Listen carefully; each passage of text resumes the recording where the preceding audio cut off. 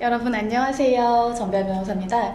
방학 잘 지내셨어요? 제가 실수표를 보니까 지난 학기에 제 강의 수강했던 분도 계시고요. 새로운 분도 계시는데 모두 반갑습니다.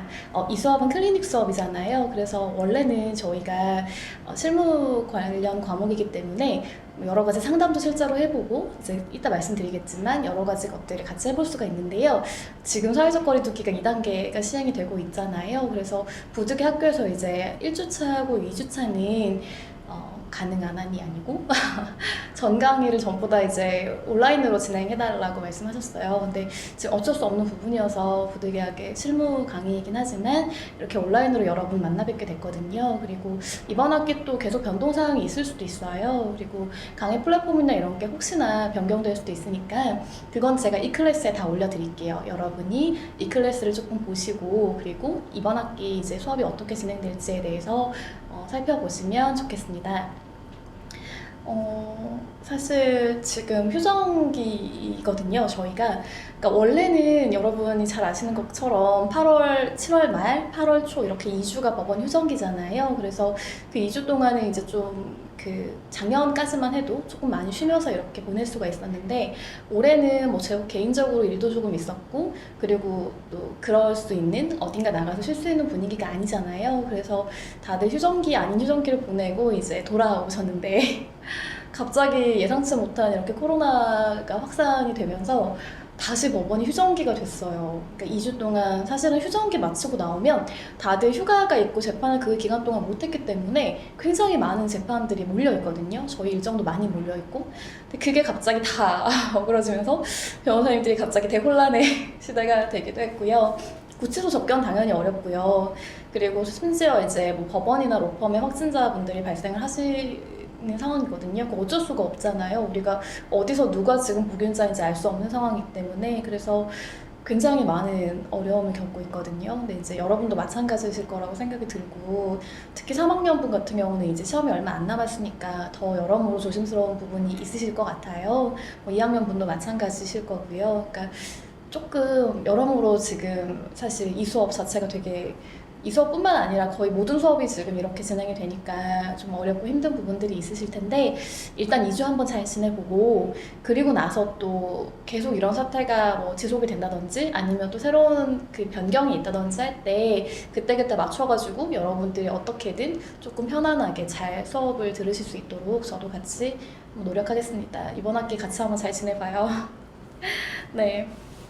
자, 저희 클리닉이요. 지난 학기에는 외국인 클리닉이었잖아요. 그래서 이제 외국인 분들이 실제로 겪고 있는 문제에 대해서 주로 살펴봤고요. 주로 공익적인 목적의 소송에 관해 조금 많이 살펴봤어요. 근데 이번 학기 같은 경우에는 이제 물론 국제법무이기 때문에 외국인 분들이 실제로 겪는 문제들이긴 해요. 그런데 지난 학기하고 조금 다른 것은 실제로 이분들이 이제 민사적인 문제들을 겪고 있는 부분들이 있거든요. 그래서 그런 것들을 어떻게 이제 해결할 수 있는지, 그러니까 사실은 당사자가 외국인이라는 부분이 굉장히 크긴 하지만 이게 국내에서 벌어지는 일들이기 때문에 국내법 적용을 받잖아요. 그러니까 여러분들이 많이 공부하시고 또 시험 준비도 하시고 또 실무 나가면 당연하게 마주하실 부분들인데 그런 부분들에 대해서 어떻게 우리가 대비를 하고 상담은 어떻게 진행을 하고 실제 소송은 어떻게 진행되어야 되는지 같이 한번 알아볼게요.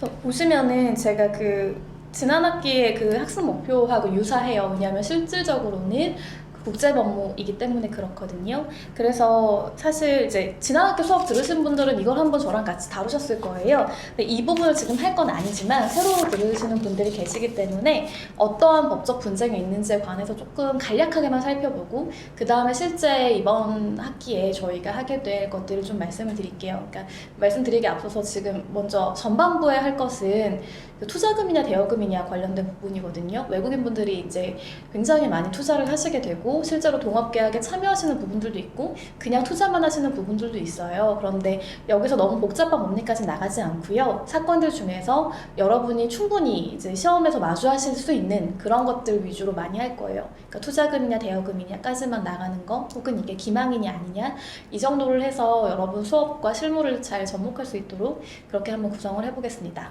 자, 그러면 일단 그 간략히만 살펴볼게요. 외국인이기 때문에 겪는 특수한 법적 분쟁이 우리 있었잖아요. 그때 체류기간 연장 등 불허 처분 취소 관련된 게 대표적이에요. 사실 저희가 글로벌 상담센터에서 상담을 진행을 하잖아요. 그러면 비자 관련된 문제가 되게 많이 이제 제기가 되거든요. 그래서 실제로 체류기간 연장해주지 않는다거나 비자에 관한 문제가 있을 때 이것들을 어떻게 해결할 것인가에 관한 문제가 있었고요. 지난 학기에 외국인 클리닉 하면서는 이 부분을 다룬 적도 있어요. 같이 볼게요. 국내에서 범죄 행위를 하거나 혼인 비자로 입국한 후에 상대방의 귀책 사유 없이 이혼하는 경우 이런 거 굉장히 많거든요. 그러면 이제 출입국 사무소에서는 이거 당연히 연장 안 되지, 체류 기간 연장 불허 이렇게 처분하거든요. 그런데 외국인 분들 중에서는 이런 처분이 굉장히 부당한 경우들이 있어요. 왜냐하면 자기의 어떤 귀책 사유가 있는 것이 아닌데도 불구하고 우리나라에서 더 이상 그 체류를 할 수 없는, 그래서 심각한 문제들이 발생하는 경우들이 있거든요. 그럴 때 체류기간 연장 불허 결정에 대해서 취소 소송을 제기하죠. 행정법 배우셨죠? 이제 그런 취소 소송이 여기에서 나와요. 이 쟁점은 행정청이 재량권을 일탈했느냐, 남용했느냐라는 점이거든요. 이런 것들은 나중에 더 자세하게 말씀을 드릴 건데요. 예를 들면 이런 거예요. 체류 기간을 연장하지 않은 그 이제 사유가 있을 텐데 그 사유가 범죄 행위로 인한 거라면 굉장히 경미한 범죄일 수 있거든요. 물론 모든 범죄 행위를 일으켜서는 안 되겠죠. 내국인이든 외국인이든. 그렇지만 이제 우리가 부득이하게 혹은 뭐 고의로 범죄를 일으켰다 하더라도 그 범죄 행위가 그 체류 기간을 더 이상 연장할 수 없을 정도로 과도하고 중대한 것이냐라는 것들을 좀 다툼의 여지가 있어요. 그리고 아까 그 혼인 비자 관련된 부분도 이제 이혼을 하게 되었는데 그러면 보통은 체류 기간 연장이 안 되거든요. 그런데 그 이혼의 이제 사유가 귀책 사유가 누구한테 있느냐에 따라서 또 조금 달라지는 부분이 있어요. 이제 그런 부분들이거든요. 그리고 대표적으로 여러분이 많이 아시는 사안은 난민 관련된 부분이죠. 이제 난민으로 인정할 것이냐, 인정하지 않을 것이냐에 관한 문제들이 있는데요. 법무부 장관이 난민의 지위에 관한 협약이 있거든요. 거기에서 이제 난민으로 인정하기 위한 요건들이 몇 가지가 있어요. 그러니까 대표적으로 박해를 받을 충분한 근거 있는 공포가 존재하느냐에 관한 것인데요. 사실 이게 난민분들이 이제 여러 가지 사유가 있다 보니 증거를 좀 이렇게 수집하기가 어려운 경우들도 있고 여러 가지 좀 어려움을 겪는 분들이 많이 계시거든요. 그럴 때 행정청이 더 이상 이제 그 난민으로 인정할 수 없다라는 취지로 불인정 처분을 했을 때 취소 소송을 또 제기할 수가 있잖아요. 그럴 때는 마찬가지로 행정청이 재량권을 일탈했느냐, 남용했느냐 이 부분이 가장 큰 이제 문제가 되고 있어요. 이런 것만 있는 건 아니겠죠. 왜냐하면 외국인 분들이 실제로 우리나라에서 거주하시기도 하시니까. 그럴 때는 이렇게 뭐 일상하고 관련된 분쟁이 굉장히 많아요. 임금 청구해소라든지 혹은 뭐 민형사상 소송이 많은데요. 이것도 지난 학기 했던 것 중에 하나예요. 그러니까 여러분들이 그 기사라든지 가끔 TV 뉴스에 조금 나오는 경우들이 있는데 아직도 우리나라에서 외국인 근로자들이 굉장히 이렇게 처우를 열악하게 하는 경우들이 많거든요. 그러니까 뭐 진짜 이 더운 날 이렇게 뭐 비도 많이 오고 바람도 많이 불었던 이런 날에 비닐하우스예요. 그냥 비닐하우스에 이제 거주지를 마련해주고, 거주지라고 하기도 좀 그래요. 비닐하우스에다가 그냥 뭐 바닥 조금 깔고 그리고 나서 거기에 살 수 있도록 하는 건데 샤워시설 이런 것도 굉장히 열악하고요. 화장실도 우리가 그 외부에서 보는 되게 열악한 간이 화장실 같은 거 있잖아요. 그런 거 마련해 두고 식사도 제대로 주지 않고 뭐 월 30만 원 식비랑 주거비로 그렇게 가져가시는 분들이 있거든요. 이제 그런 거에 대한 문제들이 있을 수가 있고요. 물론 그 굉장히 훌륭하게 잘해주시는 분들도 많지만 이제 문제되는 사례를 말씀을 드리는 거예요. 그리고 여권 빼앗는 경우도 아직도 있어요. 그리고 뭐 심지어 폭행, 폭언, 그러니까 성범죄까지 저지르는 경우도 많거든요. 그럴 때 이제 외국인 그 근로자분들을 어떻게 조력할 것인가에 관한 문제들이 있을 수가 있어요. 그리고 이혼 청구해소가 있는데요. 이제 사실 이건 크게 두 가지예요. 그러니까 외국인 분들이 약간 좋지 않은 목적을 가지고 입국하신 경우가 있고요. 반대로 더 많은 경우, 이제 한국에서 배우자에게 굉장히 부당한 행위를 받고 견디다 못해서 이혼하는 경우가 그러니까 두 가지로 나뉘게 되거든요. 그러니까 첫 번째 경우는 뭐 정말 한국에 너무 오고 싶은데 그 비자라든지 이런 것들 잘 나오지가 않고 체류 자격 얻을 수가 없으니까 이제 혼인할 의사는 없지만 그렇게 입국했다가 이제 갑자기 사라지시거나 이런 경우가 아주 간혹 있어요. 그럴 때 우리가 이혼이라든지 혼인 무효나 취소해소를 어떻게 전개해 나갈 것인가에 관한 문제가 있고요. 사실 이거보다 정말 심각한 거는 한국인 배우자에게 굉장히 열악한 대우를 받는 거죠.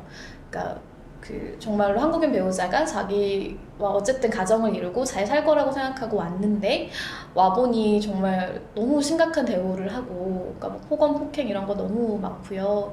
심지어 뭐 식사를 제대로 주지 않는다든지 여러 가지 관련된 문제들이 많거든요. 그럴 때 이혼을 어떻게 할 것인가에 관한 문제도 있어요. 그리고 사람 살아가는 그런 생활이다 보니 대여금이라든지 그냥 일상생활에서 겪는 분쟁들이 많이 있을 수가 있거든요. 그런 것들을 어떻게 처리할 것인가에 관한 것이 이제 이런 외국인 관련된 소송의 특징이고요. 저희는 이제 국제법무 중에서 이제 첫 번째로 다뤄볼 건 투자 관련된 부분이라고 아까 말씀을 드렸죠. 자, 그 사건에 대해서 말씀드리기에 앞서서 간단하게 좀 말씀을 드릴게요. 저희가 원래 수업 방식은요, 그 글로벌 상담센터 있잖아요. 거기에 보통 상담 의뢰가 들어오거든요. 정기적으로 들어오기도 하고 부정기적으로 들어오기도 해요. 그럴 때 저희가 작년이었던 것 같아요. 작년에도 그렇고 그 전에도 그렇고요. 이제 교수님들 몇 분과 같이 함께 참여해 주시고, 그리고 저희 같은 실무가들도 같이 참여를 하게 되고요. 그리고 학생분들 같이 참여를 해서 조를 나누는 거죠. 실제로 이제 의뢰받았던 그런 사건들에 대해서 같이 상담을 나가고요. 상담 나가기 전에 간략하게 센터에서 저희한테 이 사건은 뭐다, 개요는 뭐고, 이 의뢰인이 원하는 건 이런 거다, 질문사항은 이런 거다라는 개요를 좀 주시거든요. 그럼 저희가 그걸 보고 나서 어떤 것들을 좀 말씀을 드릴지 그 파악을 하기도 하고요. 그렇게 준비를 해가지고 상담을 나가게 돼요. 보통 하루에 걸쳐 진행이 되는데요. 그게 여러분들 시간이 많지가 않기 때문에 뭐 1시간 정도 이렇게 단위를 나눠가지고, 혹은 뭐 더 가능하신 분은 더 이렇게 상담을 하시게 되고요. 그 이후에 일지를 작성하신 다음에 이제 이걸 결정하는 거죠. 사실 사건들 상담을 하다 보면요, 이게 소송으로 진행되어야 되는 사건도 있지만요, 그렇지 않은 경우도 많거든요. 그러니까 화해라든지 뭐 중재라든지 이렇게 가는 경우도 있고, 소송으로 진행되기 전에 협의를 통해서 우리가 끝낼 수 있는 사건들도 있어요. 그게 의뢰인들이나 뭐 여러 가지 측면에서 훨씬 더 좋은 경우들이 많거든요. 그럴 때에는 그런 방안을 안내해 드리기도 하고요. 근데 그 사안을 딱 봤는데 당사자 사이가 너무 나쁘고요. 이것은 여러 가지 사유가 있어요. 예를 들면 뭐 어떤 보조금을 받는다든지, 혹은 기관 스스로 결정할 수 없는 일이라든지, 그럴 때에는 판결문이 필요한 경우도 있거든요.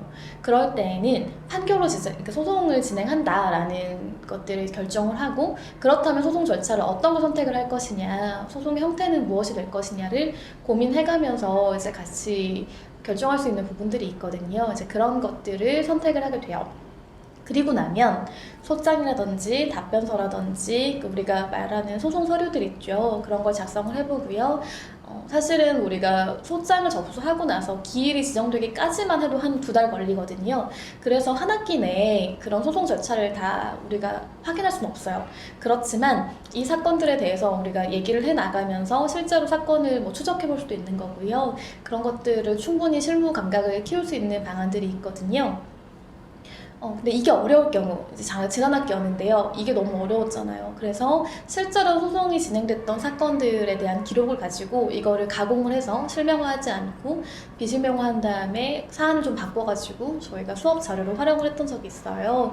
근데 아마 지금 제가 볼 때는 1주차, 2주차는 이렇게 온라인으로 진행이 되고, 지금 방금 제가 오늘 며칠이 28일이거든요. 근데 그 뉴스를 보니까 3단계로 가기 전에, 3단계 사실 너무나 많은 위험 부담이 있으니까 2단계를 한 주 더 연장하겠다라는 그 기사를 제가 봤거든요. 그래서 저희 수업이, 온라인 수업이 조금 더 연장이 될 수도 있을 것 같아요.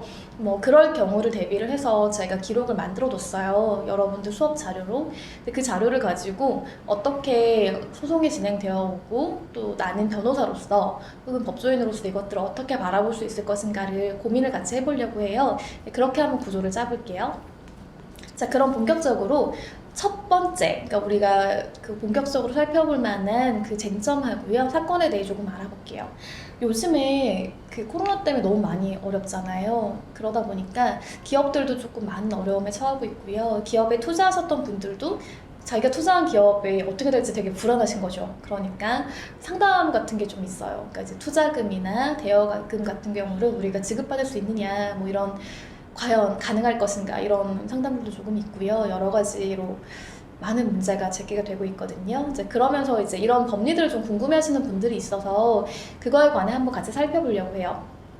자, 투자인가 대여인가에 관해서 엄밀하게 우리가 따져봐야 되잖아요. 근데 이게 투자금인지 대여금인지에 관해서 사실은 법을 조금 공부했다고 하면은 쉽게 알 수 있는 부분이지만, 한편으로는 이게 내가 진짜로 투자한다고 했을 때 혹은 대여한다고 했을 때 간과하고 넘어가기가 굉장히 쉬운 부분이기도 하거든요.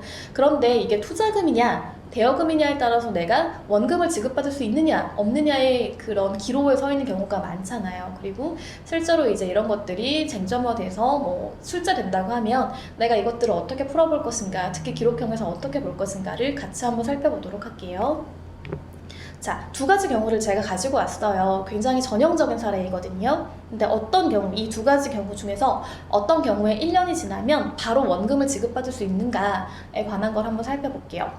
첫 번째 사례는요, A가 B에게 신기술 개발을 했어, 내가. 근데 수익성이 되게 높은 사업인데 아직 좀 돈이 부족하니 얼마만 투자해달라고 부탁을 하는 거죠. 그러면 1년 후에 사업이 안정이 되면 내가 수익금을 분배하는 것은 물론이고 당신이 투자했던 금액의 2배를 돌려드리겠습니다 라고 얘기하는 경우들이 있어요.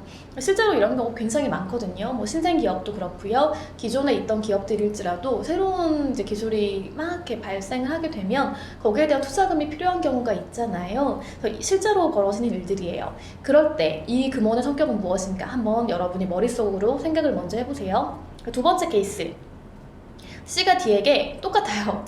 신기술 개발로 이제 수익성이 굉장히 높은 사업을 진행을 하고 있어요. 그런데 1년 후에 내가 꼭 갚을 테니까 이제 원금하고 이자를 드리겠으니 돈을 좀 나에게 달라라고 얘기를 하는 거죠. 자, 이거 제가 말씀드린 어트만 봐도 여러분 이제 감이 오시죠? 자, 첫 번째하고 두 번째 사례 중에서 1년 후에 확실하게 원금을 지급받을 수 있는 사례는 어떤 거예요? 두 번째 케이스죠. 그죠? 첫 번째는 뭐라고 했어요? 1년 후 사업이 안정되어 수익이 발생하면, 그죠? 수익이 발생하면 수익금을 분배하는 것은 물론, 자, 용어를 잘 보세요. 투자금이라고 나오죠. 물론 이 용어 자체만으로 성격이 규정되는 것은 아니지만 그래도 굉장히 중요한 것이 용어니까 잘 보면 투자금의 2배 금원도 지급해 주겠다라고 해요. 자, 이 금원의 성격을 볼 때 이것은 투자금일 확률이 높죠. 두 번째는 뭐였어요? C가 D에게 돈을 빌려주면, 그죠? 대여해주면 원금과 이자를 지급해주겠다라는 거예요. 이게 결정적으로 차이가 있는 건데요. 자, B와 D가 제공하는 금전의 성격이 다른 거죠. 그죠? B의 경우는 말씀드렸듯이 투자금이죠. 근데 투자는 장차 얻을 수 있는 수익을 위해서 내가 현재 어떤 얼마간의 자금을 지출하는 행위인 거예요. 자, 장차 얻을 수 있는 수익을 위해서라는 거죠. 그렇다면 투자금 손실의 위험도 내포되어 있어요. 왜냐면 우리가 어떤 사업을 진행할 때요, 잘 돼서 이게 수익이 막 창출되면 너무 좋잖아요. 그런데 어때요? 사업은 꼭 그런 것만은 아니잖아요. 내가 예상치 못했던 뭐 예를 들면 코로나든지 이렇게 여러 가지 사유로 인해서 갑자기 손실이 막 발생할 수 있어요. 그런데 어떤 사업에 투자한다는 것은 그 사람이, 그 사업이나 상대방이 뭐 굉장한 그 이득을 얻을 때 내가 수익을 분배받는다는 의미도 있지만 손실이 있을 때에는 그 손실도 감내하겠다라는 취지인 거예요. 그렇기 때문에 투자금 지급한 후에 1년이 경과했을 때 무조건 원금을 지급받는 건 아니죠. 심지어 경우에 따라서 이제 손실 같은 부분을 같이 분담하는 경우도 있을 수가 있다라는 거 일단 알고 넘어가실게요. 제가 뒤에 조금 더 상세하게 말씀을 드릴게요. 자, 그렇다면 대여금은 뭐예요? 여러분 잘 아시는, 그죠? 대여금 같은 경우는 이제 장래 동일한 액수의 금전을 돌려받을 목적인 거잖아요. 그죠? 돌려받을 목적으로 일단은 지금 대여해 주는 거죠. 위사연의 경우에는 이자 지급 약정이 있어요. 여러분 이거 진짜 중요하거든요. 실제 소송에서 뭐 차용증도 없고요. 금전 지급한 거 너무 명확해요. 그리고 뭐 문자나 이런 것들을 봤더니 투자금이래요. 그럴 때 이게 정말로 투자금이냐 대여금이냐를 가르는 굉장히 중요한 요소 중에 하나가 이자를 꼬박꼬박 지급했느냐거든요. 그렇다면 이자를 지급했으면 그 말이라든지 용어는 투자금이지만 실제로는 대여했다라는 굉장히 강력한 증거가 돼요. 그런 부분들 중요하다는 거 일단 알고 넘어가실게요. 그리고 금전의 성격을 대여금으로 밝히고 있기 때문에 약정한 일자에 변제해야 된다라는 거는 명확히 아실 수 있겠죠. 자, 그러면 우리 4페이지 한번 볼까요? 이거랑 관련해서 또 중요한 게 있어요. 우리가 투자를 했을 때요, 단순 투자인지 동업인지가 굉장히 또 중요하거든요. 그러니까 투자금이면 투자금 손실 뭐 정도도 굉장히 뼈아픈 거긴 하지만 거기까지 책임이 있잖아요. 그런데 동업일 경우에 어때요? 그러니까 무한 책임 져야 되는 경우들도 발생을 하거든요. 그래서 이게 사안에서 단순 투자이냐 동업계약이냐도 잘 봐야 돼요. 보시면 동업계약은요, 우리 그 민법 시간에 이미 배우셨죠, 그죠? 특정한 사업을 위해 동업자들 사이에 일정한 지분을 보유를 하고요, 또 출자금도 같이 부담하게 되는 거죠. 그것들을 우리가 그냥 일반적으로 동업계약이라고 말을 하죠. 여기에서는 수익뿐만 아니라 손실까지 지분에 따라 책임을 지는 게 일반적이겠죠. 다른 약정을 하지 않는 이상. 원금 손실은 물론 채무에 관한 책임을 지는 경우도 많아요. 그러니까 단순한 투자라고 하면 원금 잃는 거 너무 속상하고 힘들고 아프지만 그 정도로 그칠 수가 있단 말이에요. 근데 그게 아니라 동업이면 그 외에 채무까지도 내 책임이 되는 경우들이 있어요. 그러니까 이것들을 굉장히 주의 깊게 살피면서 우리가 그 계약에 관한 컨설팅을 해드려야 되거든요. 그럴 때 본인의 행위가 단순한 투자에 해당하는지 동업계약에 해당하는지를 반드시 확인하셔야 돼요. 그 의뢰인이 이렇게 투자 계약서를 딱 가져와요. 그래가지고 상담을 요청하는 경우들이 있잖아요. 그럴 때에는 계약서의 문구를 굉장히 상세하게 보고 이것이 투자인지 대여금인지를 또 혹은 동업계약인지를 반드시 확인해 주신 다음에 만약에 의뢰인이 원하는 게 그냥 단순한 대여다라고 하면 문구를 어떻게 수정해야 되는지, 그게 아니라 동업계약을 원한다라고 하면 그 의뢰인에게 부합하는 목적의 동업계약은 어떤 형태인지를 살펴본 다음에 그 다음에 계약서를 꼼꼼하게 수정하는 것이 필요하다는 거 알아두시면 좋겠습니다. 자, 그리고 그럼 이런 문제가 있어요. 잘 알 것 같아요. 이게 원래 투자금은 지급받기 어렵다는 걸 알게 되잖아요. 근데 조금 불합리한 것 같아요. 투자금이 모든 경우에 뭐 손실이 있어가지고 지금 못 받는다 그러면 사실 투자 자체의 의미도 없어질 수 있고요. 굉장하게 억울한 경우들이 많이 발생할 수가 있거든요. 그런데 법적으로 문제되는 경우들이 있어서 투자금을 지급받으실 수 있는 경우들이 있거든요. 이제 심지어 이런 경우에는 뭐 회생이나 면책이 된다고 하더라도 지급받을 수 있는 경우들이 있어요. 물론 회생이나 이제 파산으로 면책이 되면 조금 현실적으로는 금액이 많지 않아서 지급을 다 받지 못하거나 뭐 일부만 받는 경우도 생기긴 하겠지만, 그렇다고 하더라도 심지어 내 투자금을 채권을 가지고 있을 수 있는 경우는 있다는 거죠. 자, 채권을 가지고 있을 수 있는 것과 채권이 아예 없어서 아예 못 받는 건 정말 다른 거잖아요. 그죠? 법적으로. 그러니까 이것들을 잘 확인하면서 같이 한번 볼게요. 이런 경우 있어요. 이제 투자금이라 할지라도 기망에 의한 투자가 있거든요. 그러니까 이제 본인이 뭔가 확인을 했음에도 불구하고 이제 기망을 당하는 경우들이 있잖아요. 안타깝게도. 그럴 때에는 어떻게 돼요? 형사상 죄가 인정되면 민사상 불법행위가 인정이 되겠죠. 그러면 이제 회생이나 파산 같은 경우에도요, 고의에 의한 것들은 당연히 비면채권이 되거든요. 그럴 때 지급받을 수 있다는 얘기인데 무슨 말인지 같이 한번 볼게요. 형사상 사기죄로 유죄 판결을 받았어요. 뭐냐면 투자 받은 자가 이제 이런 거예요. 투자 받을 사람이겠죠. 투자를 아직 안 받았으니까. 투자자에게 원금 반환 약정을 한 거예요. 그러니까 뭐 이런 거죠. 사실 이거 투자금이긴 하지만 그래도 어쨌든 원금을 최대한 노력을 해서 우리가 반환해 드리겠다라든지, 아니면 아예 이게 투자금의 성격이긴 하지만 한 3년 후에 내가 사업을 열심히 해가지고 투자금을 반환해 드리겠습니다라고 한다든지 여러 가지 이유가 있을 수도 있거든요. 이런 약정을 했어요. 근데 이 약정이 기망행위에 해당하는 경우들이 있다는 거예요. 어떤 케이스인지 같이 한번 볼게요.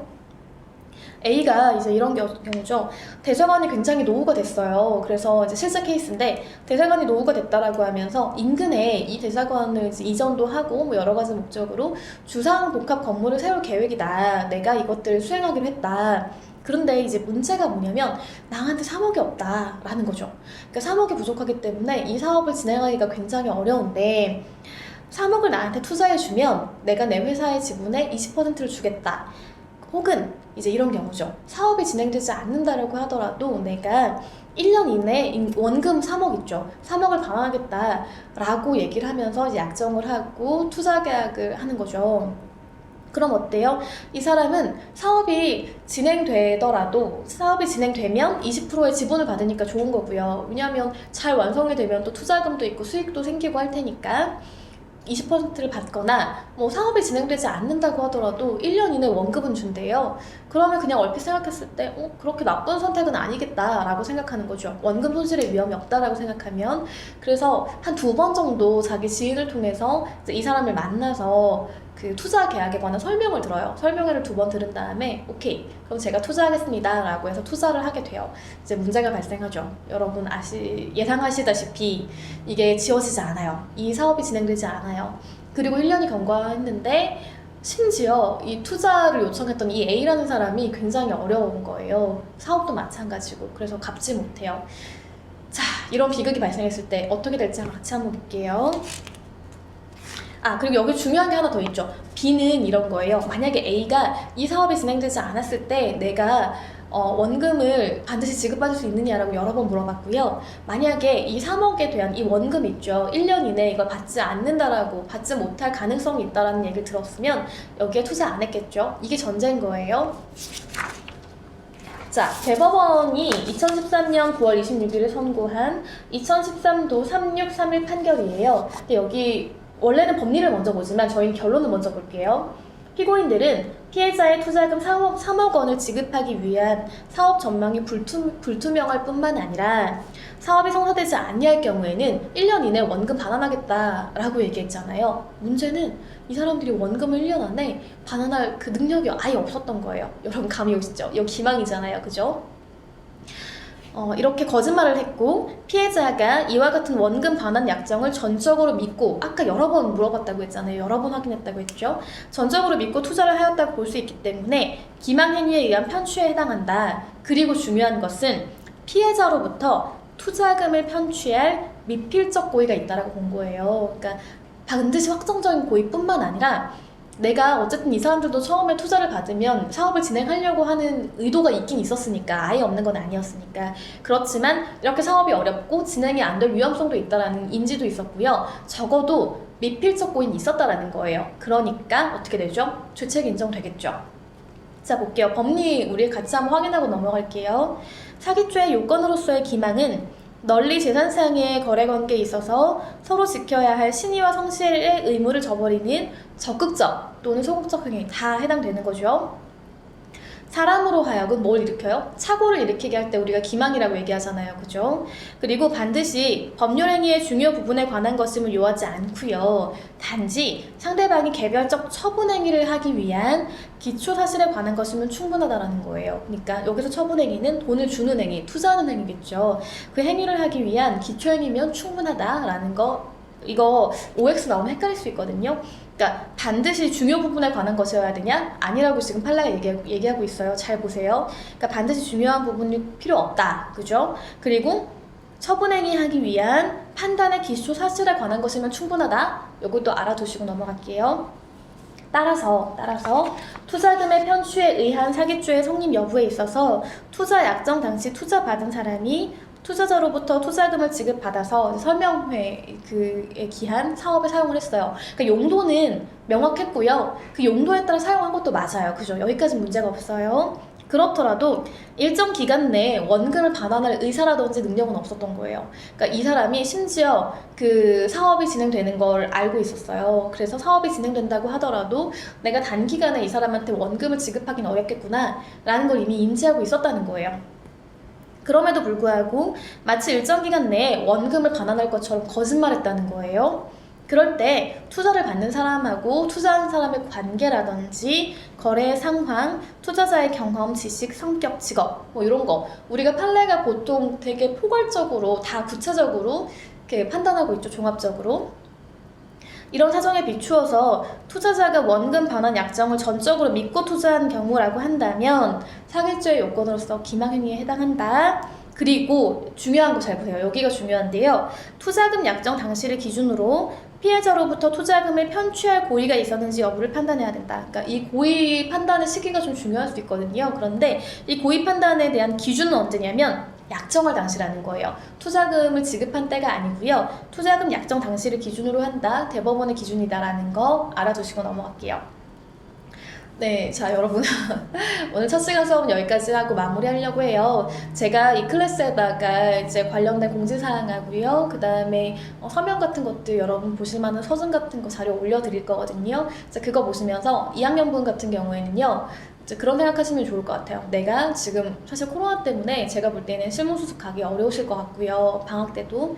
그리고 사실 2학년 이제 끝나고 3학년 올라가는 방학 때에는 수습을 하기 좀 어려워요. 공부를 하셔야 되니까. 그래서 이 시간을 좀 활용을 해가지고 그 서면을 정말로 작성하는 연습을 좀 해보겠다. 그리고 실무가에게 좀 피드백 받아보겠다라는 취지로, 그래서 나중에 여러분이 이제 시험 잘 합격하시고 나서 취업 지원하실 때 사용해보겠다라는 의도로 하시면 좋을 것 같고요. 시험을 그 증거가 이렇게 나오면 이런 것들을 확인하고 어떤 포인트를 두고 내가 기록형을 작성해야 될지를 한번 체크해보겠다라는 의사로 같이 한번 수업 한 학기 잘 지내봤으면 좋겠습니다. 네, 그러면 이번 한 주도 건강하시고요. 다음 수업도 아마 온라인으로 진행이 될 건데 이 클래스 참고해서 같이 들어와 주시면 좋겠습니다. 감사해요, 여러분. 다음 주에 뵐게요.